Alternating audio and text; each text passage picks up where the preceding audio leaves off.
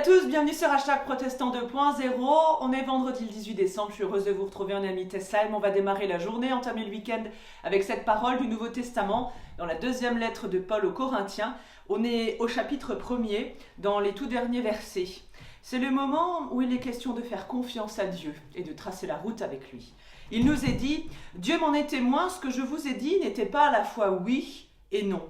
Car Jésus le Christ, Fils de Dieu, que nous avons annoncé chez vous, Silas, Timothée et moi-même, n'est pas venu pour dire oui et non. Au contraire, en lui, il n'y a jamais eu que oui. En effet, il est le oui qui confirme toutes les promesses de Dieu. C'est donc par Jésus-Christ que nous disons notre Amen pour rendre gloire à Dieu. Et c'est Dieu lui-même qui nous a affermis avec vous dans la vie avec le Christ.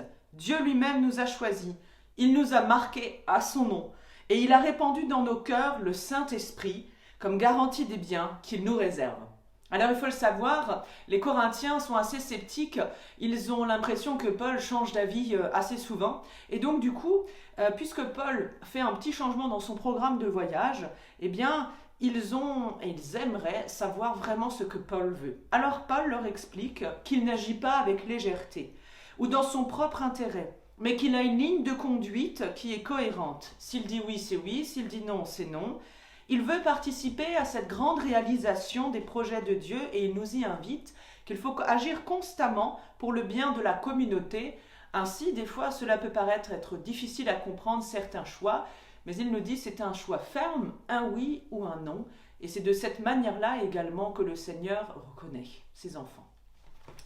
Et je vous invite à la prière pour ce jour, avec cette prière proposée par l'Alliance nationale des églises luthériennes de France.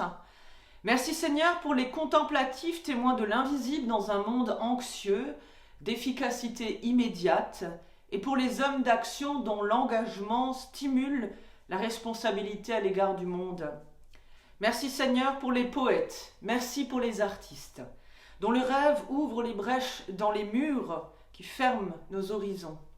Pour les économistes, dont la rigueur parfois implacable nous ramène à la dure réalité de la situation. Merci Seigneur pour ceux qui croient à un monde meilleur et qui dénoncent inlassablement la médiocrité, les injustices et l'absurdité auxquelles nous sommes tentés de nous résigner, et pour les techniciens aux prises avec les limites du possible pour obtenir qu'elles reculent encore. Merci Seigneur de nous donner tous ces témoins d'espérance, que d'autres se lèvent par toute la terre. Amen. Sur cette prière d'espérance, je vous souhaite une très belle journée dans la paix du Seigneur. Je vous donne rendez-vous demain matin pour la prière du petit-déj et ce dimanche en vidéo à 11h, notre rendez-vous avec une méditation proposée pour ce 4e dimanche de l'Avent par une collègue de notre union d'église. Je vous souhaite une belle journée et je vous dis donc à plus.